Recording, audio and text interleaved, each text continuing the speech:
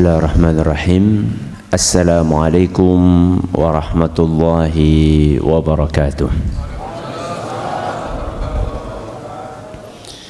Alhamdulillahi rabbil alamin, wal aqibatu lil muttaqin, wala udwana illa 'alal zalimin. Wa sallallahu ala nabiyyina wa sayyidina Muhammadin wa ala alihi wa sahbihi ajma'in, amma ba'd. Kita panjatkan puja dan puji syukur kehadirat Allah subhanahu wa ta'ala. Pada kesempatan pagi menjelang siang yang berbahagia kali ini, kita masih kembali diberi kekuatan, kesehatan, hidayah serta taufik dari Allah Jalla wa'ala, sehingga kita bisa menghadiri acara pengajian umum di Masjid Al-Iman. Kita berharap semoga Allah subhanahu wa ta'ala berkenan untuk melimpahkan kepada kita semuanya ilmu yang bermanfaat, sehingga bisa kita amalkan sebagai bekal untuk menghadap kepada Allah Jalla wa'ala. Amin. Salawat dan salam semoga senantiasa tercurahkan kepada junjungan kita Nabi besar Muhammad sallallahu alaihi wa ala alihi wa sahbihi wasallam, kepada keluarganya, sahabatnya, dan umatnya yang setia mengikuti tuntunannya hingga di akhir nanti. Para hadirin dan hadirat sekalian yang kami hormati, dan juga para pendengar serta pemirsa yang mudah-mudahan senantiasa dirahmati oleh Allah Azza wa Jalla. Allah subhanahu wa ta'ala memiliki nama-nama yang mulia yang biasa diistilahkan dengan Asmaul Husna. Salah satu di antara nama Allah yang mulia adalah Al-Latif. Napa? Al-Latif. Di dalam Al-Quran Allah sering menyebutkan nama Al-Latif. Kadang-kadang Allah sebutkan bergandengan dengan nama yang lainnya. Contohnya misalnya di dalam surat Al-An'am ayat 103. Surat apa? Al-An'am ayat 103. Al-An'am niku surat nomor pinten? Nomor pinten? Masya Allah, sepeda hafal ya. Al-An'am ayat pinten? 103. Allah berfirman, la tudrikuhul absar wa huwa yudrikul absar wa huwal latiful khabir. Ayat tadi Allah berfirman, la tudrikul absar, Allah itu tidak terjangkau oleh penglihatan manusia. Wa huwa yudrikul absar, Allah lah yang dapat menjangkau semua penglihatan manusia. Wa huwal latiful khabir. Allah tutup ayat ini dengan menyebutkan namanya Al-Latif, digandeng dengan apa yang kedua? Al-Khabir. Apa arti dari Al-Latif? Kata para ulama kita, sekurang-kurangnya nama Allah Al-Latif itu sekurang-kurangnya punya dua makna. Pinten? Dua. Yang pertama, Al-Latif itu maknanya mirip dengan Al-Khabir. Nah, Al-Khabir niku napa? Al-Latif maknanya mirip dengan apa? Al-Khabir. Apa artinya Al-Khabir? yaitu Allah mengetahui segala sesuatu yang kecil-kecil. Kalau yang kecil-kecil diketahui, apalagi yang besar-besar. Yang kecil-kecil saja diketahui sama Allah. Allah mengetahui yang kecil-kecil, Allah mengetahui yang tersembunyi dan yang rahasia. Kalau yang tersembunyi saja ketahuan, apalagi yang nopo? Yang terang-terangan. Yang tidak terlihat saja diketahui sama Allah, apalagi yang terlihat. Itu makna yang pertama. Al-Latif artinya bahwa Allah maha mengetahui yang napa wau, kecil-kecil, yang rahasia maupun yang tersembunyi. Makna yang kedua dari Al-Latif adalah bahwa Allah maha lembut, maha baik kepada para hambanya. Apa makna yang kedua? Allah maha lembut dan maha baik kepada para hambanya. Kata para ulama kita, saking lembutnya kebaikan Allah kepada kita, sampai kadang-kadang kita ini nggak sadar. Saking apanya?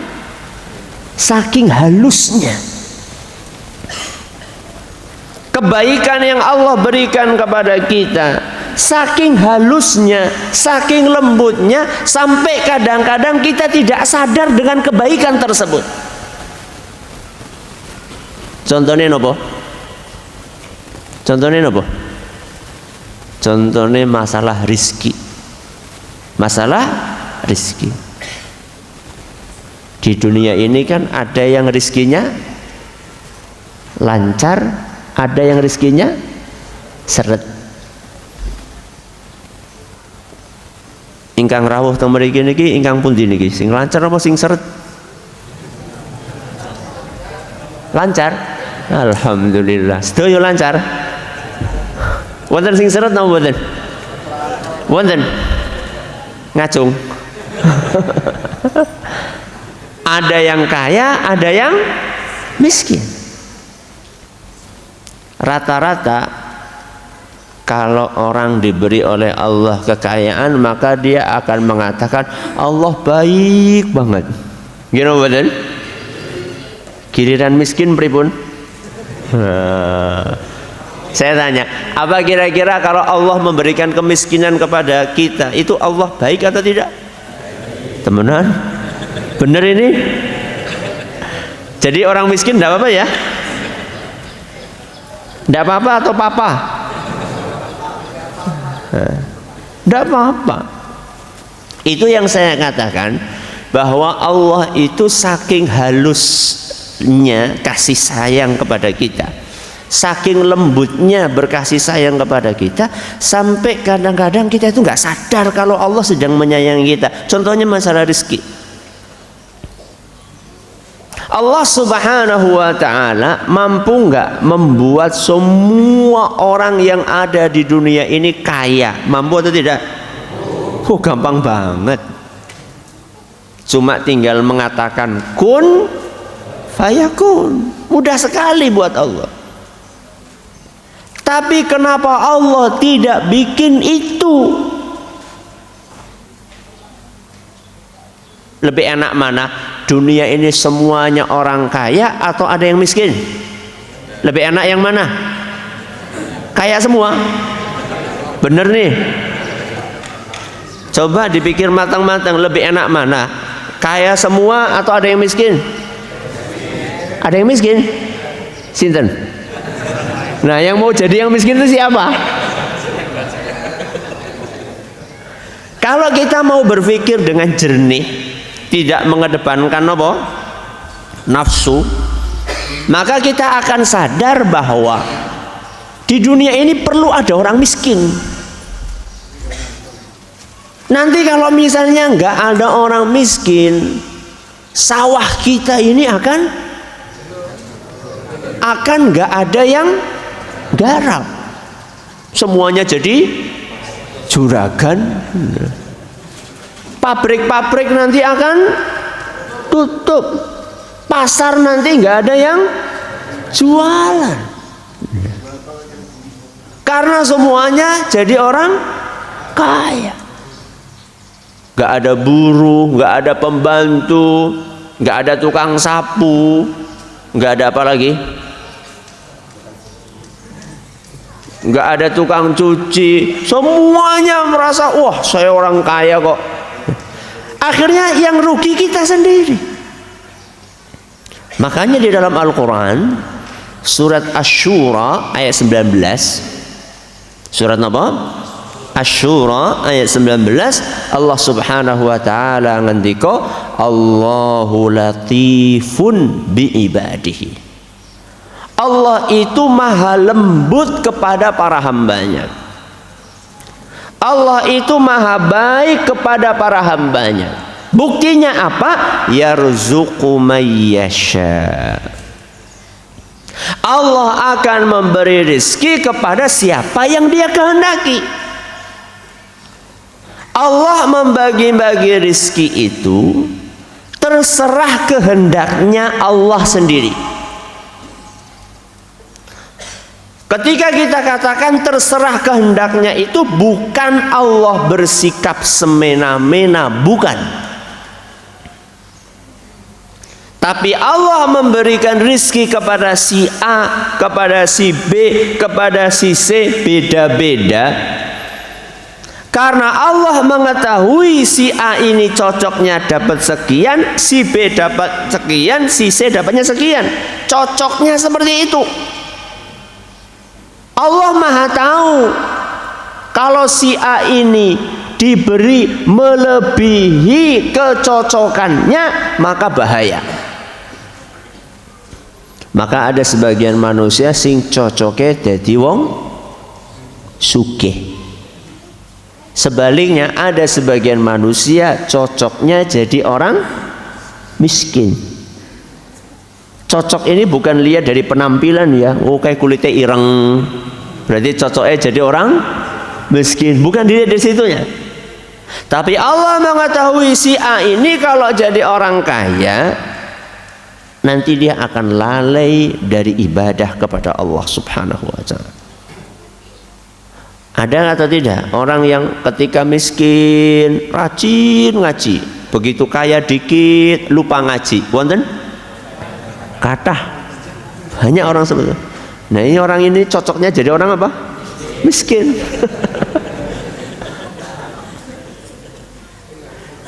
Sebaliknya Allah tahu ada sebagian orang cocoknya jadi orang kaya. Kalau jadi orang miskin nggak bisa dia. Ya. Akhirnya sama Allah dikasih rizki yang luas supaya tetap terjaga keimanannya. Inilah diantara bentuk kelembutan Allah yang terkandung di dalam namanya apa tadi? Al-Latif. Contoh masalah rizki. Yang kedua, contohnya adalah masalah hidayah. Masalah apa?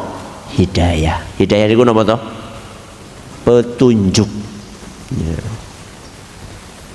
Allah Subhanahu wa ta'ala seperti masalah rizki membagi-bagi kepada siapa yang dikehendaki, hidayah juga seperti itu. Mungkin atau tidak di dalam satu rumah ada 3 anak kembar,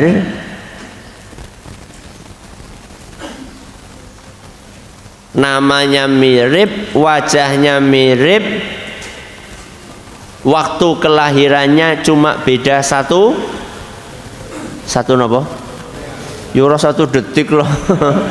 satu menit misalnya, atau 2 menit, 3 menit. Tapi begitu besar 3 anak ini, yang satunya mau sholat, yang satunya nggak mau sholat, yang satunya nakal. Mungkin atau tidak? Mungkin. Padahal keluar dari rahim yang sama, ayahnya sama, ibunya sama. Allah beri hidayah kepada si A, Allah tidak beri hidayah kepada si B. Ini adalah karena kelembutan Allah Subhanahu wa ta'ala. Dan mudah-mudahan yang hadir di sini sedang merasakan kelembutan Allah. Dibuka hati kita bisa hadir ke tempat ini untuk menjemput hidayah Allah.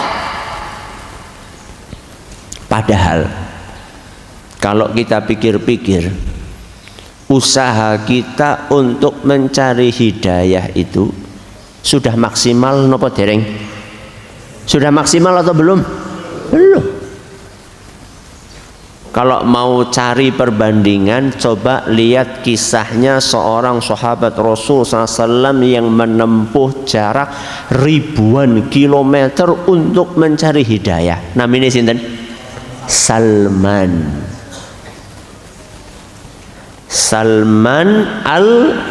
Al-Farisi.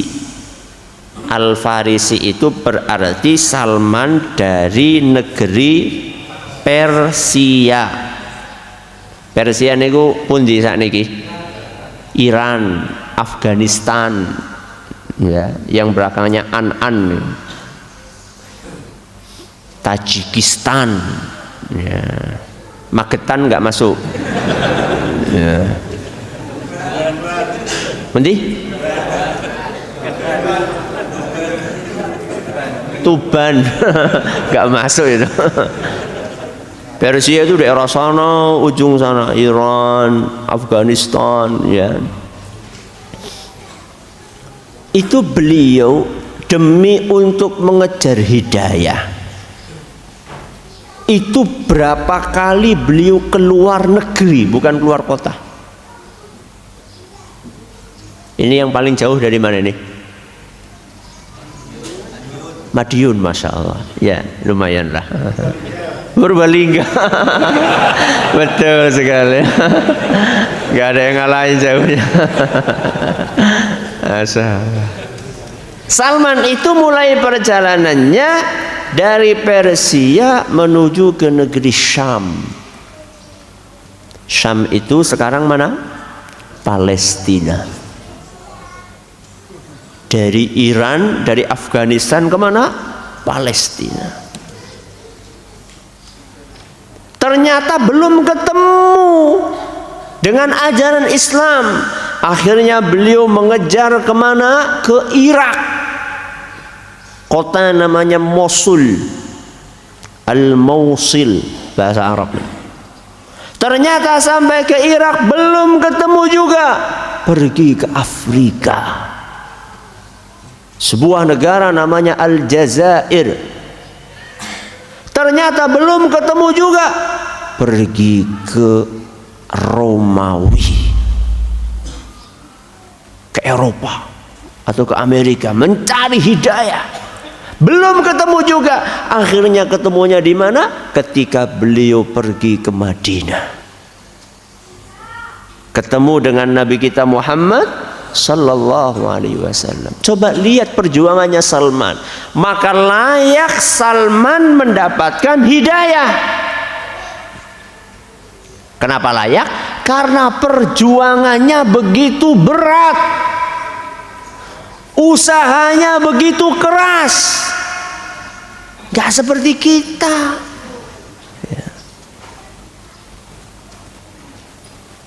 Usahanya masih kurang, tapi Allah tetap beri hidayah. Ini menunjukkan kelembutan Allah kepada kita.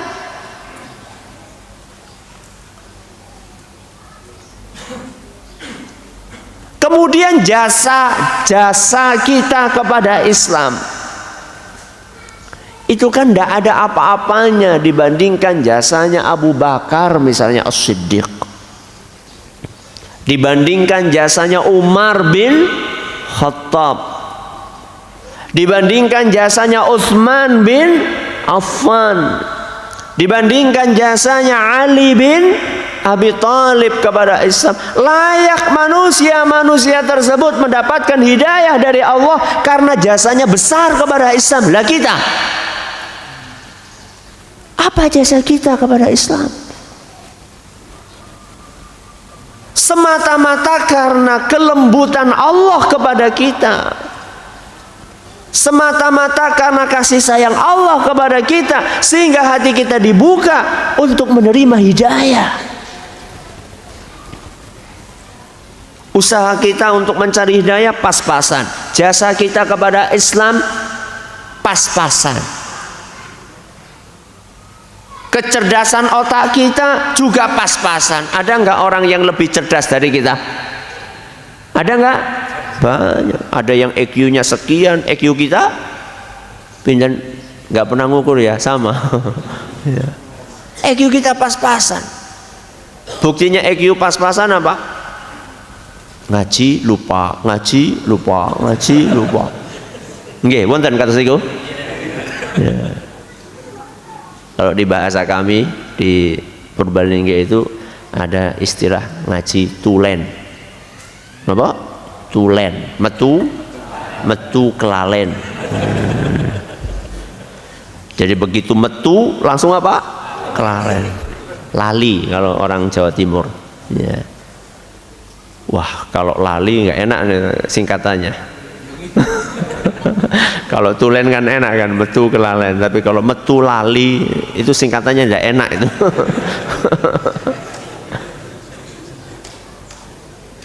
Walaupun IQ kita terbatas, walaupun kecerdasan kita terbatas, Allah kasih hidayah kepada kita. Ini menunjukkan kelembutan Allah Subhanahu wa ta'ala kepada kita. Maka kalau kita sudah menyadari betapa lembutnya Allah kepada kita yang telah memberikan hidayah, padahal kita perjuangan mencari hidayahnya tidak seperti Salman, jasanya kepada Islam tidak seperti Abu Bakar radhiyallahu anhum, EQ kita biasa-biasa saja, berarti Allah memberikan hidayah murni karena karunia-Nya kepada kita, murni karena kasih sayangnya kepada kita, murni karena kebaikannya kepada kita. Berarti itu nikmat apa mboten? Nikmat apa mboten? Nikmat. Kalau punya nikmat pengennya awet napa mboten? Awet. Nah, ini yang perlu dipikirkan. Bagaimana caranya supaya nikmat hidayah ini awet? Nah, satu, supaya awet itu hidayah harus dirawat. Apa yang pertama? Harus dirawat. Yang kedua, berusaha ditularkan. Ditularkan kepada orang lain. Apa yang pertama tadi? Dirawat. Yang kedua, ditularkan. Kenapa harus dirawat? Karena hidayah ini seperti tanaman.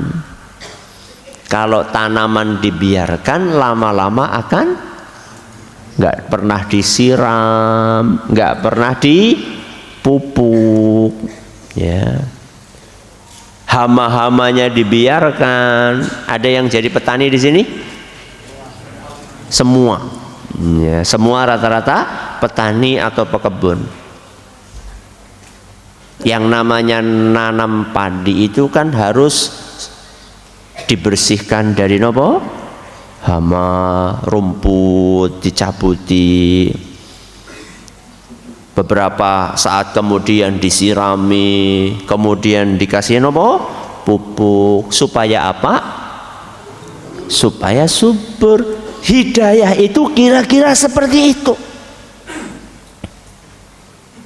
Orang yang ngaji sekali kemudian setelah itu libur setahun,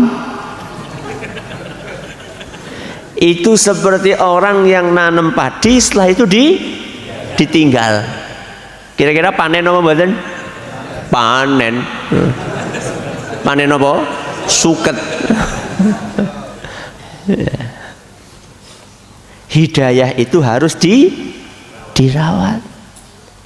Kalau tidak, hidayah itu akan hilang.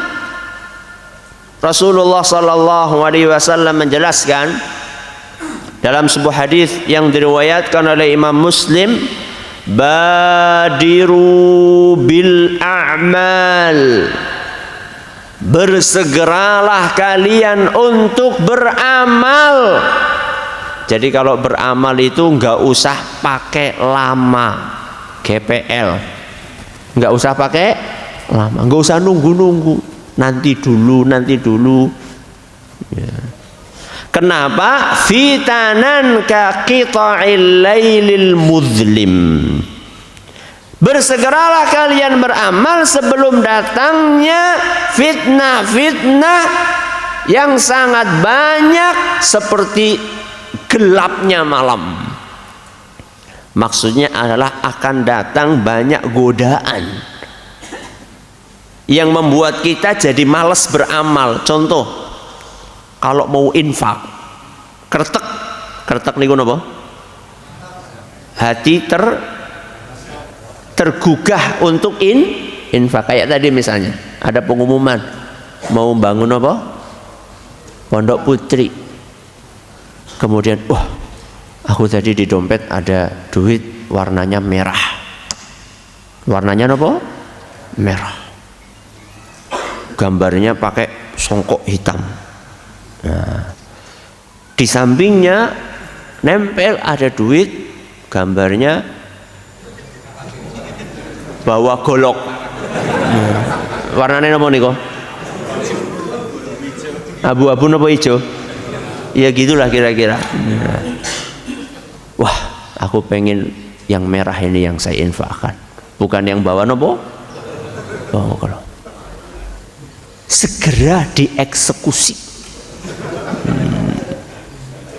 Maksudnya segera diinfakkan. Jangan nunggu nanti. Kenapa? Kalau nunggu nanti pasti nanti ada. Oh iya ya, itu belum beli pupuk. Oh iya ya, anak minta oh iya ya, akhirnya gak jadi. Makanya Nabi SAW pesan apa? Badiru bil a'mal, cepat beramal kalian. Begitu dengar suara azan, cepat berangkat ke masjid. Gak usah nanti-nantian. Kan banyak orang begitu azan, baru azan. Biasanya qomatnya lama. Begitu qomat, wah nanti aja. Biasanya suratannya panjang. Akhirnya nggak jadi ke masjid. Ada tamu, akhirnya nggak jadi ke masjid. Ya. Badiru bil a'mal, bersegeralah kalian untuk beramal. Kalau tidak bersegera, begitu banyak godaan-godaan, apa yang terjadi? Yusbihur rajulu mu'minan wa yumsi kafiran. Ketika sudah banyak godaan, ketika sudah banyak fitnah, maka ada orang-orang yang pagi harinya masih beriman, sore harinya dia sudah murtad, keluar dari Islam. Itu efek dari godaan. Paginya masih ke masjid, sore harinya sudah pindah tempat ibadah. Itu dahsyatnya godaan. Itu ketika hidayah tidak dirawat akan terjadi. Atau sebaliknya, wa yumsi mu'minan wa yusbihu kafiran. Atau sebaliknya, sore harinya masih beriman, pagi harinya sudah murtad keluar dari ajaran Islam. Kenapa bisa secepat itu? Yabi'u dinahu bi'aradim minad dunya. Dia jual agamanya dengan dunia. Contohnya apa? Contohnya mie sekardus. Ya. Contohnya apa? Contohnya malih apa? Pekerjaan. Nih kamu kalau bingung nyari pekerjaan sini aja. Tapi kamu harus mau pindah apa? Agama. Di sini enak ya. Kalau kamu kan di situ sholatnya 5 kali, enak di sini. Ya. Mikir iya ya.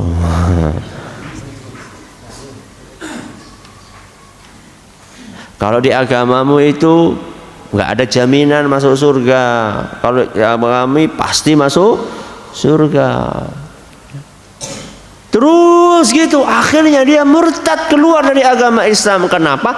Karena hidayahnya tidak dirawat. Makanya ada ungkapan, lebih baik mana, mantan preman apa mantan santri? Lebih baik mana, mantan preman apa mantan santri? Mantan preman. Kalau mantannya mau ngaji. Mantan preman gak mau ngaji sama aja.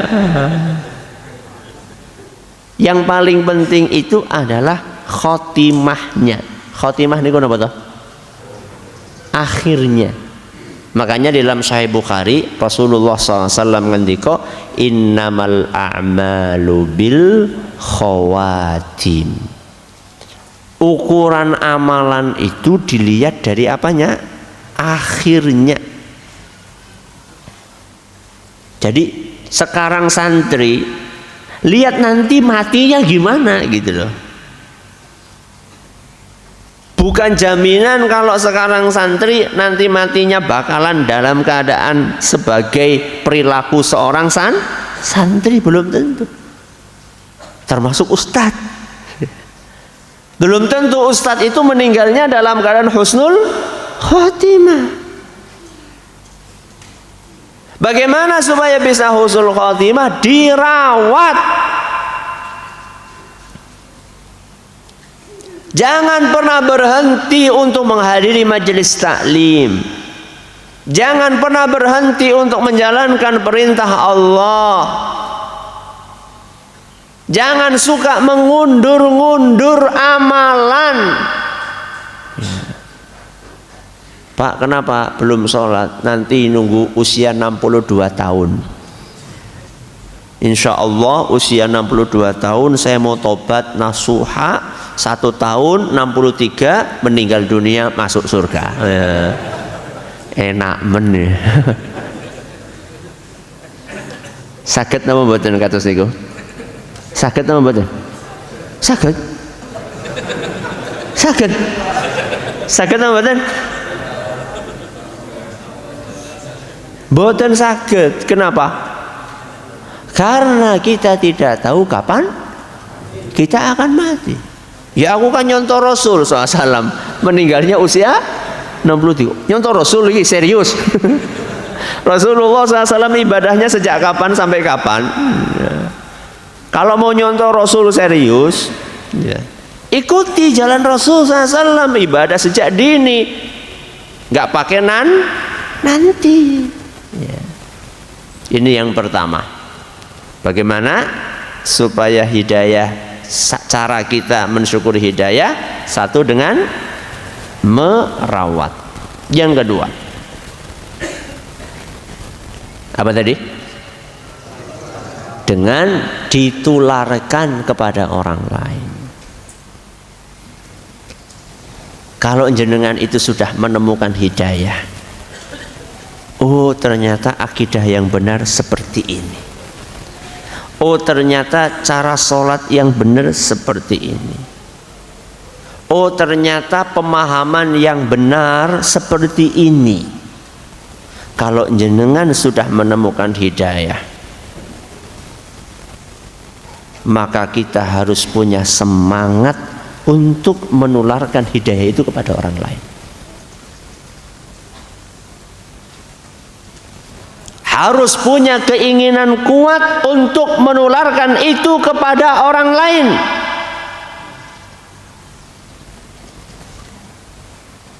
Tapi pakai modal ya. Jadi kalau mau menularkan hidayah itu harus pakai nopo? Modal. Jangan ngaji sekali langsung ceramah khutbah Jumat, baru ngaji sekali. Menarik sebenarnya untuk kita perhatikan. Nabi kita Muhammad sallallahu alaihi wasallam diangkat menjadi nabi dulu apa menjadi rasul dulu? Hah? Nabi dulu apa rasul dulu? Nabi dulu. Nabi kita Muhammad SAW diangkat menjadi nabi dengan diturunkannya surat apa? Al-Alaq. Ayat pertama apa? Iqra. Apa artinya Iqra? Baca.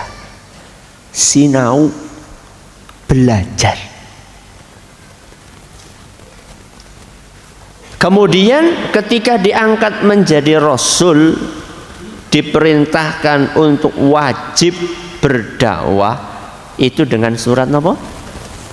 Al-Muddatsir. Ya ayyuhal muddatsir, wahai orang yang sedang berselimut, kum fa'anzir, bangun, beri peringatan kepada umatmu. Jadi kalau orang mau berdakwah itu dia perlu iqra. Napa iqra? Sinau. Kula sampun khatam Ustaz Iqra. Bukan iqra yang itu.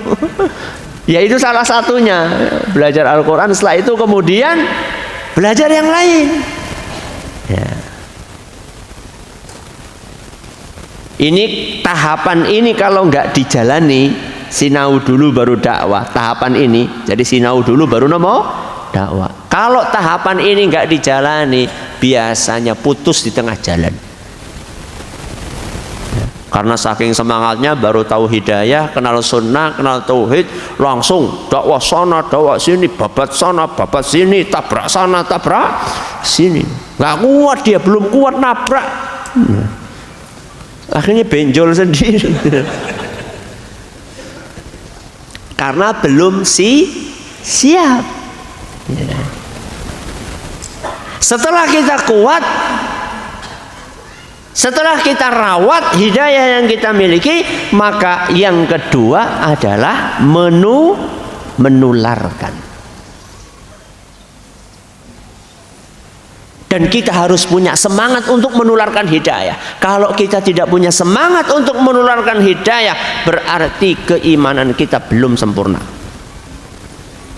Dalam hadis riwayat Bukhari, Rasulullah sallallahu alaihi wasallam ngendika, la yu'minu ahadukum, kalian tidak dianggap beriman hatta yuhibba li akhihi ma yuhibbu li nafsihi, sampai kalian itu mencintai saudara kalian seperti kalian mencintai diri kalian sendiri. Salah satu ukuran kesempurnaan iman adalah kalau kita sudah mencintai saudara kita seperti kita mencintai diri sendiri. Apa maksudnya? Mencintai kebaikan untuk saudara kita seperti kita mencintai kebaikan untuk diri sendiri. Saya tanya, jenengan ketika dapat hidayah, senang napa mboten? Senang. Seperti menemukan apa? Mutiara yang sangat berharga. Maka kita pun harus memiliki perasaan senang ketika saudara kita juga mendapatkan seperti yang kita dapat. Sebagaimana kita bahagia ketika menemukan akidah yang benar, maka kita pun juga harus bahagia ketika saudara kita menemukan akidah yang benar, dan kita harus berusaha bagaimana saudara kita menemukan akidah yang benar. Menularkan hidayah kepada orang lain. Siapa orang lain itu? Orang lain itu siapa? Sinten? Sebelah kita, sinten? Sebelah jenengan, sinten? Yang paling dekat dengan kita, sinten? Keluarga. Anak, napa? Istri, napa? Suami, sinten? Ayah, sinten? Ibu. Itu prioritas kita. Dalam rangka mengamalkan firman Allah Subhanahu wa taala yang sering kita dengar, ya ayyuhalladzina amanu qu anfusakum wa ahlikum nara. Wahai orang-orang yang beriman, jagalah diri kalian dan keluarga kalian dari napa? Api neraka. Tularkan hidayah ini kepada orang terdekat kita. Istri kita. Mungkin ada di antara kita yang sudah ngaji tapi istrinya belum mau sholat. Wonten? Wonten. Atau sebaliknya, istrinya sudah ngaji, suaminya belum mau sholat. Wonten? Kata, bukan wonten. Ini kita tidak sempurna keimanan kalau kita tidak berusaha untuk menularkan hidayah yang sudah kita dapatkan ini kepada orang-orang yang kita cintai. Alangkah sedihnya ketika nanti di hari kiamat orang-orang yang kita cintai berpisah dengan kita. Yang satu di surga, yang satu di neraka. Padahal ketika di dunia makan satu meja bersama, bahkan sepiring berdua. Ketika di akhirat nanti yang satu di surga, yang satu di neraka. Yang di neraka memanggil-manggil yang ada di surga. An afidhu alina minal ma'i aw mimma razaqakumullah. Yang ada di neraka memanggil-manggil yang ada di surga. Kami minta air. Kami minta air. Kami haus. Kami kesakitan, kami kehausan. Berbagilah air kepada kami. Di surga ada sungai susu, ada sungai madu, ada sungai khamr, ada sungai, semuanya kenikmatan. Sungai,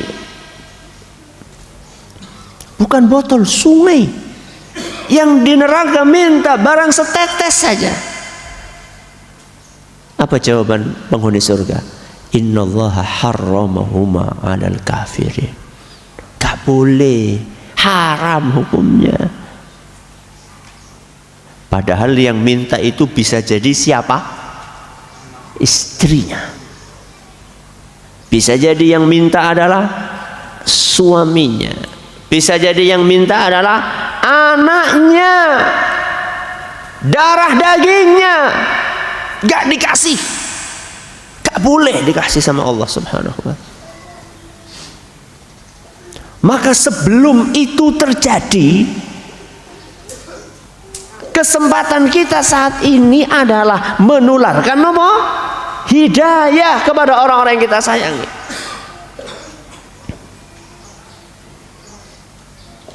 Ustaz, apa hubungannya dengan judul pengajian?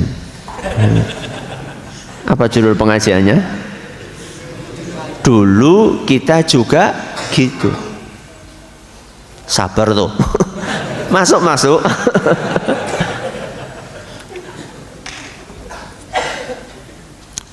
Proses menularkan hidayah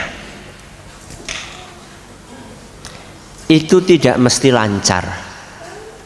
Betul? Betul. Proses mengajak suami, istri, anak sholat tidak mesti gampang. Bahkan lebih sering sulit. Maka supaya kita bisa istiqomah mengajak orang-orang yang kita sayangi mengenal hidayah ini, kita butuh modal.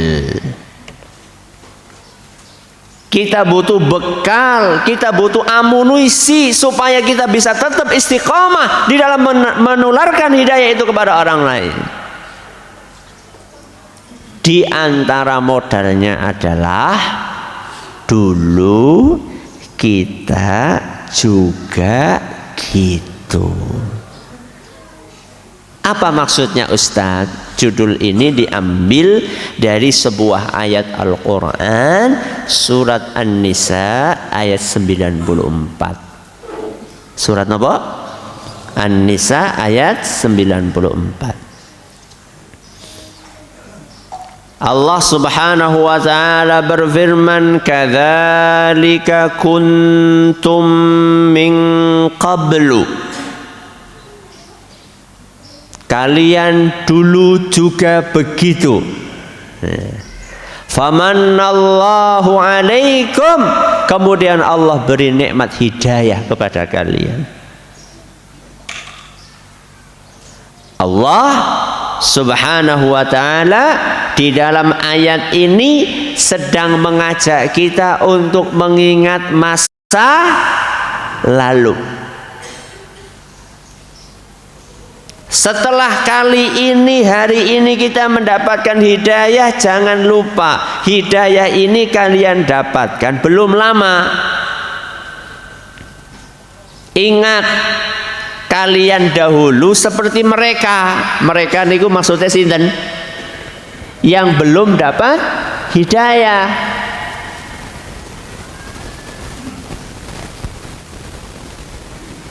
Sekarang kalian mau sholat. Coba dipikir-pikir, setahun yang lalu sudah atau belum? Ada yang sudah, ada yang belum. Sekarang kalian mau ngaji, setahun yang lalu malah memusuhi orang yang ngaji. Sekarang kalian mau pakai hijab, mau jilbab menurut aurat, setahun yang lalu masih buka-bukaan. Ya. Gunanya apa sih Ustaz mengingat masa lalu, Ustaz? Gunanya apa? Mari kita dengarkan apa yang disampaikan oleh Syekh As-Sa'di rahimahullah di dalam tafsir beliau. Kata beliau, fakama hadakum ba'da dhalalikum fakadzalika yahdi ghairakum. Allah itu sebagaimana memberikan hidayah kepada kalian setelah sebelumnya kalian tersesat, maka Allah pun akan memberikan hidayah kepada orang lain. Sebagaimana Allah berkenan untuk memberikan hidayah kepada kalian, Allah juga bisa berkenan memberikan hidayah kepada orang lain. Kemudian apa kata beliau? Wa kama annal hidayata hasalat lakum syai'an fa syai'an fakadzalika ghairukum. Sebagaimana kalian mendapatkan hidayah itu ada prosesnya, step by step, bukan step.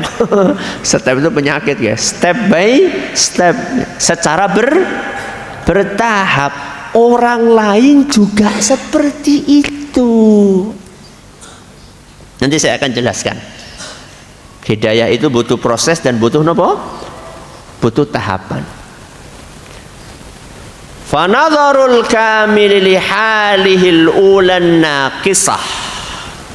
Ketika kita sekarang merasa lebih baik dari dahulu, kemudian kita bayangkan kondisi kita yang dahulu, sekarang agak lebih baik daripada yang dahulu. Kemudian kita bayangkan dahulu bagaimana ketika kita belum dapat hidayah. Wa mu'amalatuhu liman kana ala mithliha bimuqtada ma ya'rifu min halihil ula. Maka kemudian kita akan menyikapi orang lain yang belum hidayah seperti perasaan kita dahulu ketika belum dapat hidayah. Saya tanya, dulu ketika jenengan belum dapat hidayah, kalau dilembuti, disenyumi, diramahi, seneng napa mboten? Seneng.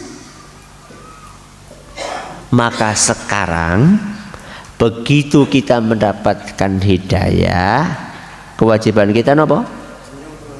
Melembuti, meramahi, apa lagi? Menyenyumi. Kewajiban kita lembut, ramah, senyum kepada orang yang belum dapat hidayah. Wa du'a'uhu lahu bil hikmati wal mau'izatil hasanah. Dan kewajiban kita adalah mendakwahi saudara kita yang belum dapat hidayah itu dengan hikmah. Napa hikmah? Dengan bijaksana, ya. Wal mau'izatil hasanah, dengan nasihat yang baik. Jadi kita mengingat masa lalu dalam rangka untuk lebih sabar lagi mendakwahi orang lain yang belum dapat hidayah. Itu tujuannya. Dakwah dengan cara yang baik pripun Ustaz? Satu, yang tadi saya singgung di awal, butuh proses dan tahapan. Butuh apa? Proses dan tahapan. Rata-rata orang, termasuk kita, kemungkinan besar dapat hidayah itu ujuk-ujuk. Apa ada prosesnya? Ada prosesnya. Apa kita begitu ada undangan pengajian, yuk ngaji, langsung hadir, saat itu juga langsung berubah? Langsung nomboten? Ya butuh waktu lah, jenggot kan lama tumbuhnya. Masa ujuk-ujuk satu langsung tumbuh, ya tidak mungkin toh. Ya. Butuh waktu. Mungkin pertama kali ngaji kita, opo iku? Ngaji kok kaya ngono kuwi. Ya. Tapi lama-lama, iya yo, kok rasanya kok yo bener yo. Ya. Tapi kok ngono kuwi yo. Itu namanya proses. Jenengan kayak gitu apa enggak toh? Gitu enggak? Enggak, langsung gitu 100% gitu. Enggak. Allah saja menciptakan alam semesta ini langsung napa mboten? Mboten. Fi sittati ayyamin. Allah menciptakan langit, bumi, alam semesta ini berapa hari? 6 hari. Saya tanya, Allah mampu nggak bikin alam semesta ini dalam sehari? Jangankan sehari, sejam? Jangankan sejam, sedetik mampu. Allah itu ala kulli syai'in qadir. Napa ala kulli syai'in qadir? Maha kuasa atas segala sesuatu. Allah itu mampu, apa saja Allah itu mampu. Jangankan menciptakan alam semesta dalam 1 hari, 1 detik aja Allah mampu. Yang jadi pertanyaan, kenapa Allah menciptakan dalam 6 hari? Salah satu kesimpulan yang diambil oleh para ulama tafsir dari realita Allah menciptakan alam semesta dalam hari adalah, kata beliau, dalam rangka mengajari kita bahwa segala sesuatu itu butuh nopo? Proses. Jadi jangan sampai kita ini mengganggu proses tersebut. Proses orang dapat hidayah. Contoh ya, Orang yang hadir pengajian itu kan nggak mesti penampilannya langsung nyunah, betul? Mungkin ada di antara ibu-ibu yang datangnya masih pakai baju yang ketat, okay? Masih warna-warni, ya. Itu jangan langsung begitu datang dipandangi sopo gitu.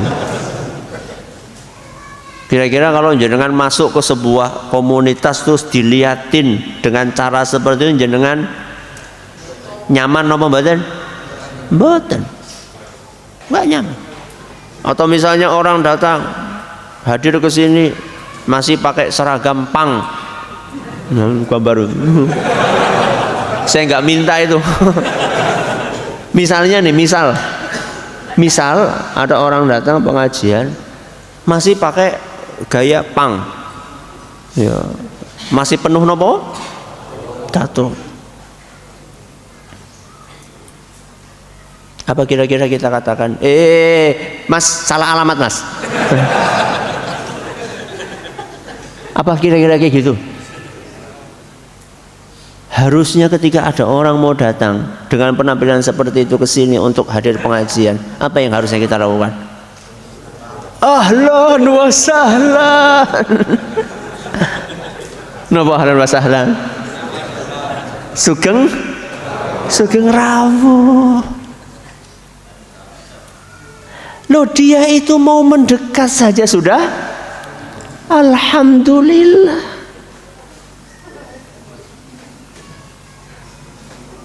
Semuanya itu butuh proses. Ya Ustadz, ini sudah ngaji setahun kok belum mau sholat.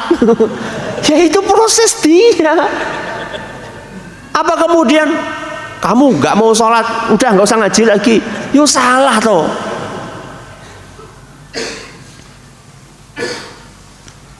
Saya nyampaikan seperti ini bukan dalam rangka menyemangati mereka yang sudah ngaji setahun belum mau sholat. Ya wis aku tak rong tahun wae. Bukan itu maksudnya. Buat mereka yang belum sholat, ayo cepat sholat, karena kita tidak tahu kapan mati akan datang menjemput. Ya Allah, indah sekali. Andaikan jenengan mengambil keputusan zuhur ini saya akan sholat, kok kemudian setelah itu meninggal dunia, masya Allah, ya, bukan lagi mendoakan. Tapi coba seandainya jenengan mengatakan, aku mulainya asar saja nanti, zuhur belum siap, kok ternyata habis zuhur meninggal dunia, belum sempat sholat, bagaimana rasanya coba? Bagaimana penderitaannya nanti di hari kiamat? Sebelum hari kiamat di kuburan, bagaimana penderitaannya? Ini kita sampaikan kepada yang belum sholat. Nah, yang sudah sholat kemudian melihat temannya belum sholat, bantu dia dengan mensupport dia, dengan mendukung dia. Ayo dinasihati terus, dengan berusaha maksimal untuk mengajak dia kepada jalan yang baik, dengan mendoakan dia, ya. Hidayah itu butuh napa wau? Proses dan tahapan, ya. Dia mau hadir, alhamdulillah, itu menunjukkan mudah-mudahan masih ada peluang untuk menerima hidayah. Masih ada kehanifan di dalam jiwanya.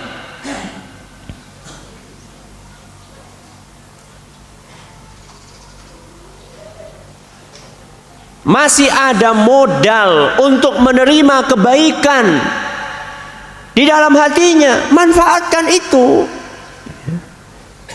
jangan malah dijauhi. Maka mulai sekarang pola-pola yang tidak baik, yang kurang benar itu harus diperbaiki, yaitu pola-pola kurang ramah, ya. 3S. Nomor 3S: senyum, salam, sapa.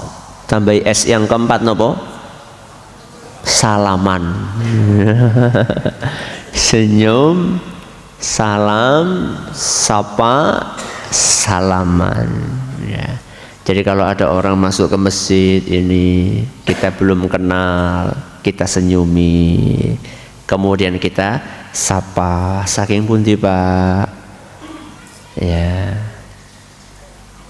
kita salaman sama dia, assalamualaikum, kita salam dengan salam yang apa? Yang hangat, ya. Salaman pun juga beda-beda kan, ada yang assalamualaikum, waalaikumsalam, itu salaman orang niat gitu. Ya, nggak serius. Salaman dengan hangat, dilihat mukanya, ya. Tentu ini ikhwan sama ikhwan ya. Ya. Disambut kehadirannya sehingga dia merasa nyaman.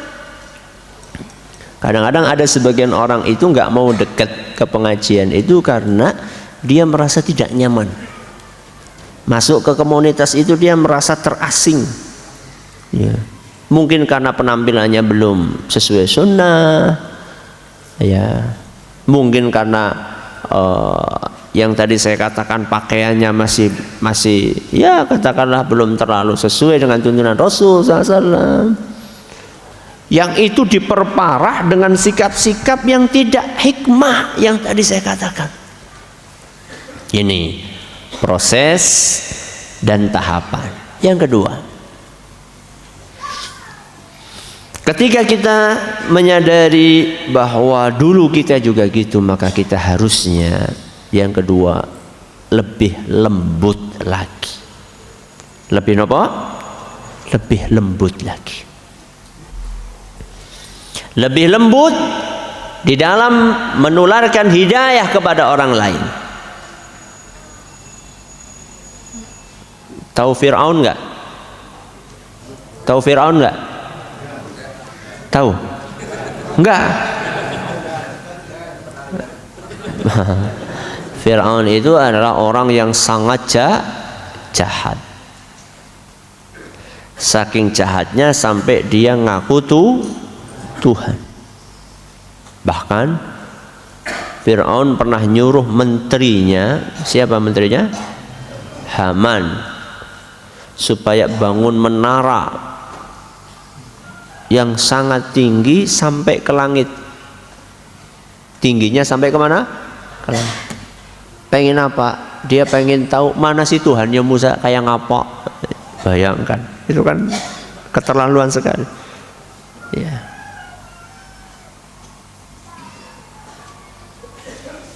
Allah tahu nggak kalau Fir'aun ini bakalan mati dalam keadaan kafir? Allah tahu nggak? Tahu.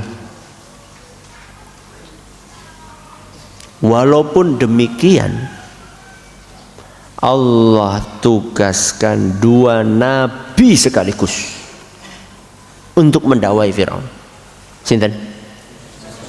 Nabi Musa kalih Nabi Harun. 2 nabi sekaligus, nggak tanggung-tanggung, bukan ustadz. Yang dikirim siapa? Nabi, bukan 1, berapa? 2. Nggak cukup sampai di situ. Apa pesannya Allah kepada Nabi Musa dan Nabi Harun? Dalam surat Toha ayat 44. Surat apa? Toha ayat 44. Idhaba ila fir'auna innahu tagha. Ini kalau nggak salah ayat sebelumnya. Wahai Musa dan Harun, pergilah datangi Fir'aun, innahu tagha. Sungguh Fir'aun ini sudah melampaui batas. Fir'aun ini sudah keterlaluan.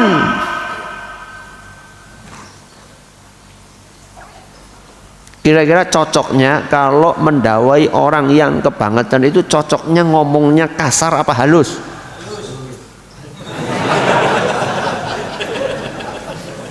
Halus apa kasar? Nah, kalau kebanyakan orang ini sudah keterlaluan, maka harus kita kasih pelajaran, gitu kan?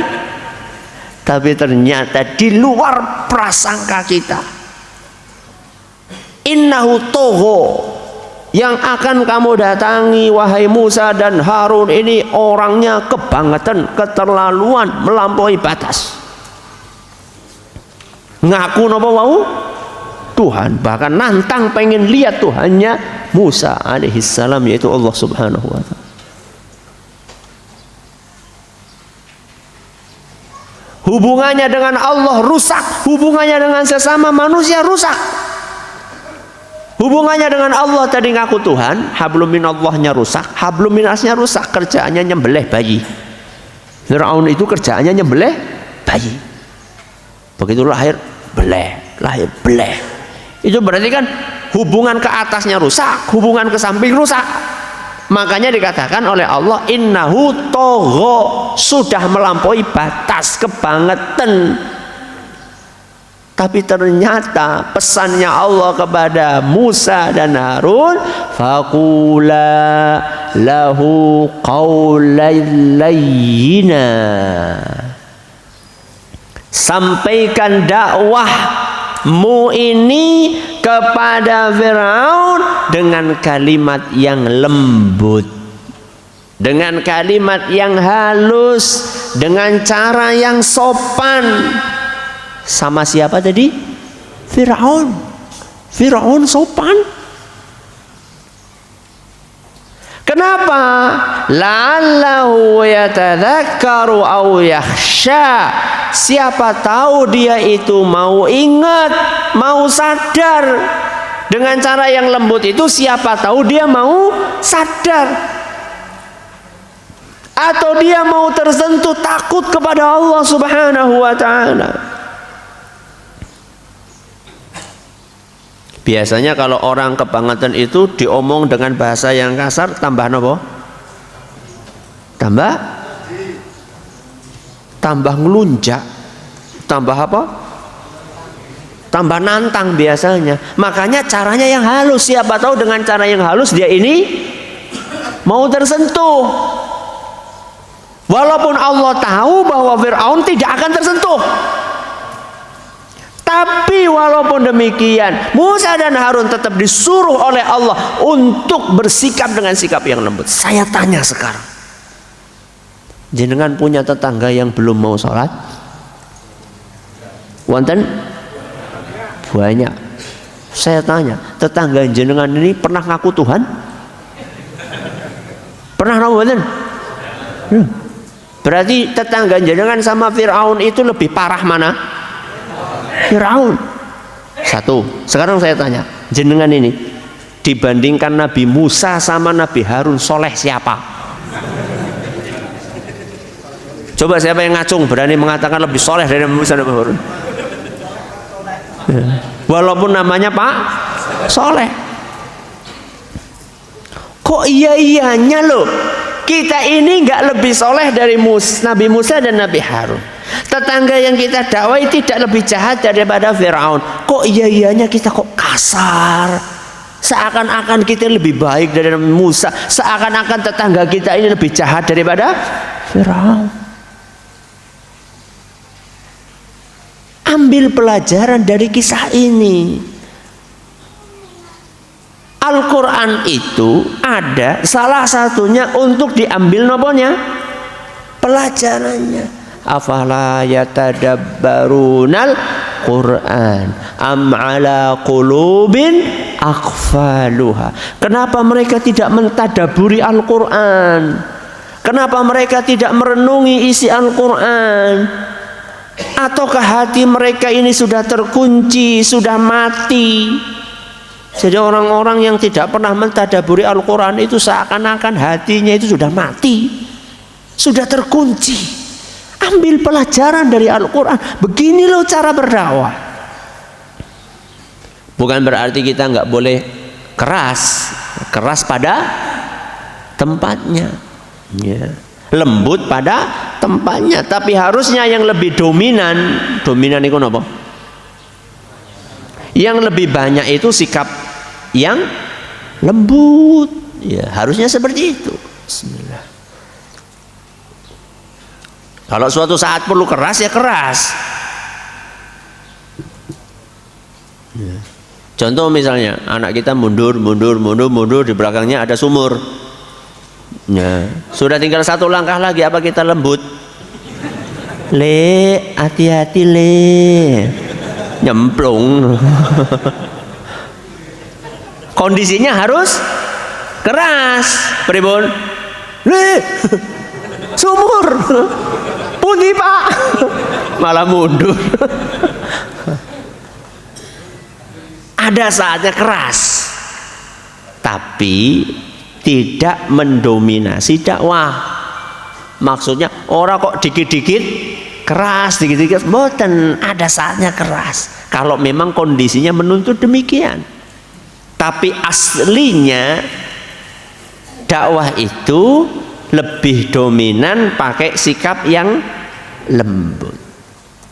Kenapa Ustaz lembut? Kalau lembut itu lebih gampang diterima dibandingkan pakai cara yang keras.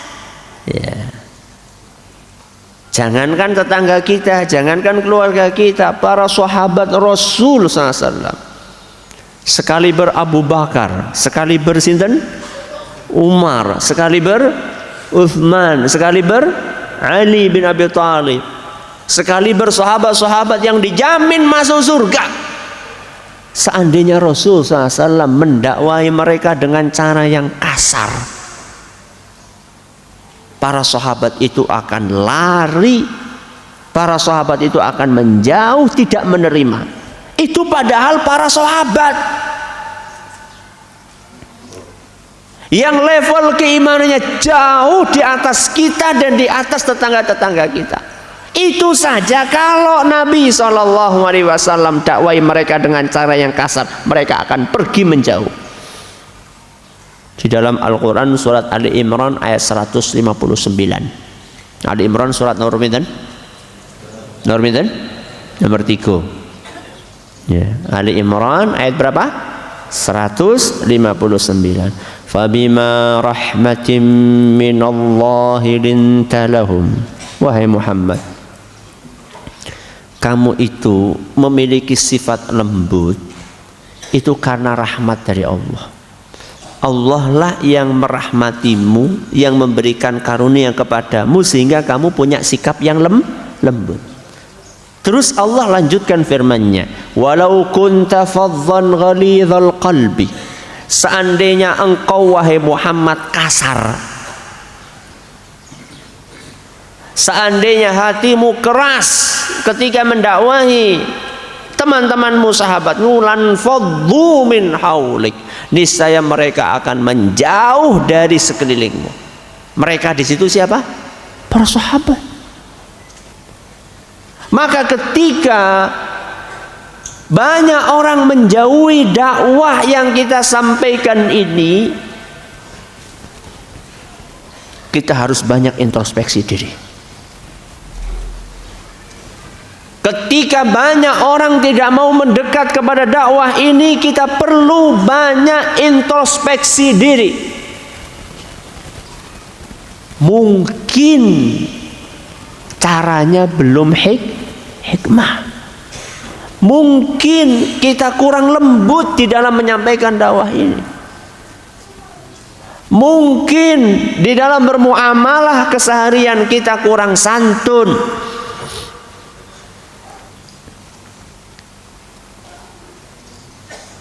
Mukmin yang baik adalah yang gampang introspeksi diri, tidak cepat menyalahkan orang lain. Wah, pancen itu apa? Pancen, ya kan? Antum juga ada pancen ya? Pancen atine kayak atos. Mungkin jenengan ngomongnya yang atos. Kan mungkin saja introspeksi diri. Ya, ini tidak menutup bahwa ada memang orang-orang yang hatinya keras, ada memang. Ini yang kedua. Yang pertama apa tadi? Proses. Yang kedua lembut. Yang ketiga,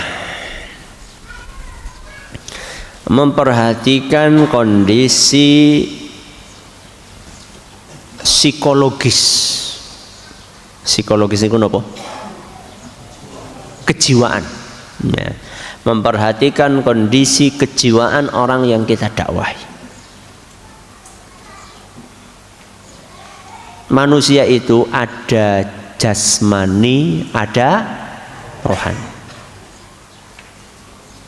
Ada lahiriah, ada batiniah, ada luar, ada dalam.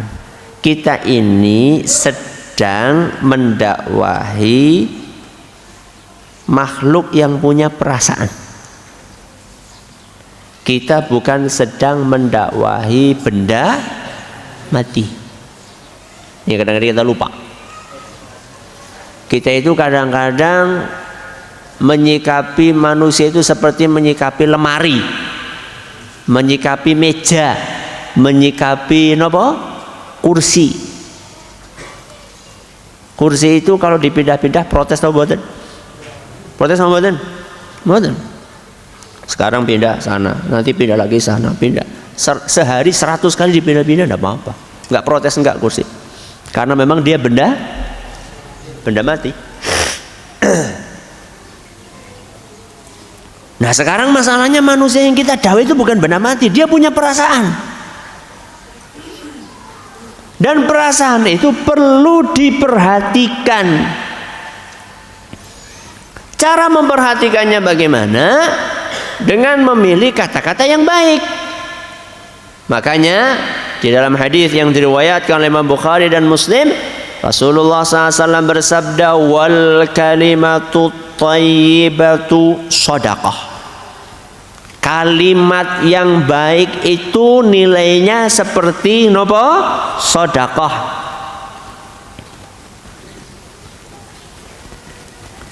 Ngajak orang sholat itu bisa menggunakan kalimat yang baik, bisa menggunakan kalimat yang kurang baik. Padahal isinya sama. Nopo isine? Ngajak orang sholat. Pak, monggo sholat.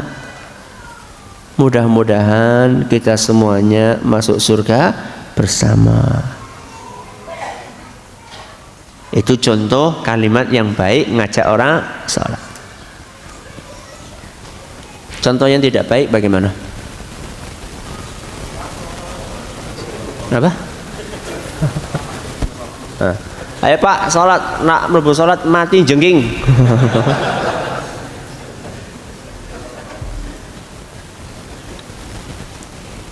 Yang kita ajak itu bukan batu.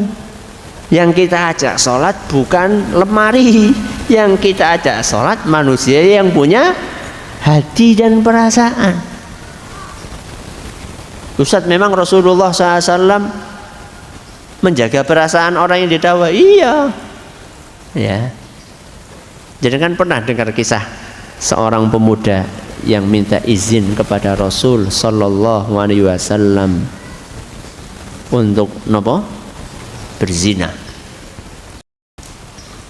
Itu kisahnya ada dalam Musnad Ahmad dan kisah ini dinyatakan sahih oleh Syekh Al-Albani. Jadi ceritanya ketika itu Rasulullah SAW sedang dengan para sahabatnya. Mungkin sedang pengajian seperti ini.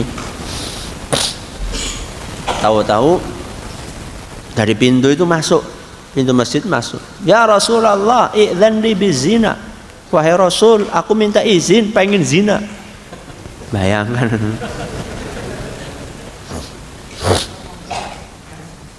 Lagi pengajian loh, bayangkan. Jangan bisa nggak bayangkan ujuk-ujuk ada orang datang, Ustadz, izin Ustadz. Nggih, nopo? Badhe zina. Bayangkan. Makanya para sahabat saat itu mereka langsung mengucapkan mah niku nopo nggih? Nah, ngaten. Saru. Kira-kira seperti itulah ya. Rata-rata seperti itu. Tapi apakah Rasulullah SAW? Rasulullah SAW dengan halus beliau mengatakan udunu, Udnuh itu artinya sini, rene, mendekatlah. Ya. Jadi kalau ngomong yo jangan keras-keras, ini kan ada orang. Sini, mendekat sini. Pengen apa? Sini. Ya. Setelah mendekat, itu berarti kan sudah mulai ada bahwa dia itu merasa diperhatikan. Bisa nggak Rasulullah SAW? Nggak boleh, haram. Bisa nggak? Bisa. Apa susahnya mengatakan kayak gitu? Kan nggak bisa aja. Tapi Rasulullah SAW ini ingin memperbaiki kondisi. Rasulullah SAW bukan sekedar mengatakan ini halal, ini haram. Rasulullah SAW berusaha bagaimana orang yang didakwah ini bisa menerima apa yang didakwahkan. Bukan sekedar mengatakan ini boleh, ini tidak, ini sunnah, ini bid'ah, ini tauhid, ini syirik. Tidak. Tapi bagaimana dia bisa menerima bahwa ini tauhid, ini syirik. Bagaimana dia bisa menerima ini halal, ini haram. Bagaimana dia bisa menerima ini sunnah, ini bid'ah. Bagaimana caranya? Maka salah satu yang dikerjakan oleh Rasulullah SAW adalah memperhatikan kondisi psikologis pemuda ini. Ini pemuda datang kok memberanikan diri izin zina. Itu kira-kira kondisi psikologisnya adalah kondisi seorang pemuda yang syahwatnya itu sedang memuncak ke ubun-ubun. Sudah kebelet. Orang gitu tahu-tahu langsung dibabat habis. Itu ibarat api ketemu dengan bensin. Harusnya ketika ada api itu ditemukan dengan apa? Air. Maka dipanggil sama Nabi sini, dibikin dia dingin. Udnuh fadana minhu qariban fajalas. Maka kemudian dia duduk di samping Nabi SAW. Lalu mulai oleh Nabi diajak untuk berdiskusi. Kenapa diajak berdiskusi? Karena pemuda tersebut dia pikir kalau zina itu sudah diizinkan oleh Nabi, maka statusnya bisa berubah dari apa? Haram terus jadi halal. Dia pikir zina itu nggak boleh karena nggak pakai izin. Makanya dia datang minta izin. Dia pikir seperti itu. Maka ini orang butuh diskusi. Maka lihat bagaimana cara Nabi diskusi. Nabi berusaha untuk menyentuh perasaannya. Kata Nabi SAW, atuhibbuhu li ummik. Nah, seandainya ada orang berzina dengan ibumu. Dengan siapa? Ibu. Kamu rela nggak? Rela nggak kalau ada orang berzina dengan ibumu? Apa kira-kira jawabannya? La wallahi. Demi Allah tidak wahai Rasul. Aku tidak akan rela ada orang berzina dengan ibuku. Kemudian Nabi SAW katakan, walan nasu yuhibbuna li ummahatihim. Orang lain juga tidak rela kalau ibu mereka dizinai. Sekarang kalau kamu mau zina sama siapa? Bisa perawan, bisa sudah tidak perawan. Berarti sudah jadi ibu-ibu. Kalau sudah jadi ibu-ibu berarti punya anak. Anak perempuan yang kamu zina itu rela nggak? Tidak wahai Rasul. Sebagaimana kamu juga tidak rela kalau ibumu dizinai. Diajak dia, perasaannya diapakan? Disentuh sama Nabi SAW. Terus Nabi SAW melanjutkan, afatuhibbuhu libnatik. Kamu rela nggak kalau seandainya punya anak perempuanmu dizinai sama orang lain. Tidak wahai Rasul, demi Allah, masa anak perempuanku dizinau? Gak mau aku dizinai pun anak perempuan. Kemudian Nabi SAW katakan, walan nasu yuhibbuna libanatihim. Orang lain juga gak suka kalau putri mereka dizinai. Kalau kamu zina sama siapa? Tadi kan sudah gak perawan ya. Akhirnya nyari yang perawan. Berarti perawan ini punya ayah, punya ibu. Kira-kira ayah ibunya ikhlas atau tidak? Rela atau tidak kalau anak perawannya kamu zina? Ya tidak rela. Sebagaimana kamu juga tidak rela kalau kamu punya anak perawan dizinai sama orang lain. Mulai itu puncak syahwatnya yang sudah sampai ke ubun-ubun itu mulai nopo? Mulai turun. Iya, ternyata ini perbuatan yang jelek. Ya. Gak cukup Nabi SAW, kemudian beliau katakan, afatuhibbuhu li ukhtik. Kamu rela nggak kalau kakak perempuanmu atau adik perempuanmu dizinai sama orang lain? Oh tidak wahai Rasul. Maka kemudian Nabi, orang lain juga nggak suka kakak atau adik perempuannya dizinai. Kalau kamu zina sama siapa? Kalau bukan sama kakaknya orang lain atau adiknya orang lain. Terus sebutkan bibimu, bulekmu, apalagi budemu, semuanya disebutkan. Wanita-wanita yang disayangi, semuanya banyak. Tidak wahai Rasul, orang lain juga sama tidak suka. Terus gitu sama Rasul. Sampai dia sadar bahwa zina itu perbuatan yang sangat jelek. Ya. Setelah itu kemudian Nabi Shallallahu Alaihi Wasallam meletakkan tangannya di dada sang pemuda.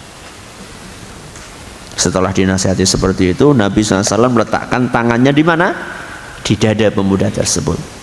Kemudian Nabi SAW berdoa, Allahumma ghfir dzambahu. Ya Allah, ampunilah dosa pemuda ini. Wa tahhir qalbahu, sucikan hatinya. Wa hassin farjahu, jagalah kemaluannya. Jadi setelah dinasehati terus didoakan. Apa yang terjadi? Falam yakun ba'du dzalikal fata yaltafitu ila syai'. Setelah kejadian hari itu, pemuda tersebut sama sekali enggak pernah mikir untuk berzina. Berhasil apa mboten dakwahnya Rasul? Berhasil. Salah satu kuncinya adalah menjaga apa? Perasaan. Mengetahui kondisi psikologi seseorang. Ya. Misalnya nih, ada orang datang, Pak, ayo kita ini kan sudah panen berhasil, ayo kita nyajen. Gak boleh, syirik, haram. Gimana? Ini kalau nggak panen nanti kita. Nah, berarti kan ada kondisi psikologis. Seharusnya nggak langsung seperti itu. Seharusnya, Masya Allah. Pripun Pak? Iya, supaya ini panennya berhasil. Alhamdulillah. Niatnya bagus atau tidak? Bagus. Yang salah nopo nih? Caranya. Maka kita ajak dia untuk berpikir, Pak, ini panen kita bisa berhasil. Alhamdulillah. Karena satu, Allah turunkan hujan. Yang ngasih hujan siapa? Yang ngasih hujan siapa? Allah. Yang membuat bumi tempat padi kita tumbuh sinten? Sinten? Allah. Yang membuat tanaman kita bisa tumbuh di atas bumi tersebut. Yang menciptakan bumi Allah. Yang membuat tanaman itu bisa tumbuh di atasnya sinten? Allah. Terus diingatkan dengan kebaikan Allah kepada kita, yang memberikan kita tenaga sehingga bisa macul, sehingga bisa menyiangi, sehingga bisa beli pupuk. Itu siapa? Semuanya Allah. Makanya kalau dapat nikmat, yo bersyukur kepada siapa? Allah. Pelan-pelan dakwah itu, ya. Butuh proses, butuh untuk menjaga kondisi apa tadi? Psikologis orang yang kita dakwahi, dan masih banyak yang lainnya, ya. Sabar, doa, jangan pernah putus untuk mendakwahi, untuk mendoakan orang-orang yang sedang kita dakwahi. Mudah-mudahan bermanfaat buat kita semuanya. Wallahu taala a'la wa alam. Terima kasih atas perhatiannya. Mohon maaf atas segala kurangannya. Kita tutup dengan membaca subhanakallahumma wa bihamdika asyhadu an la ilaha illa anta astaghfiruka wa atubu ilaik. Wassalamualaikum warahmatullahi wabarakatuh.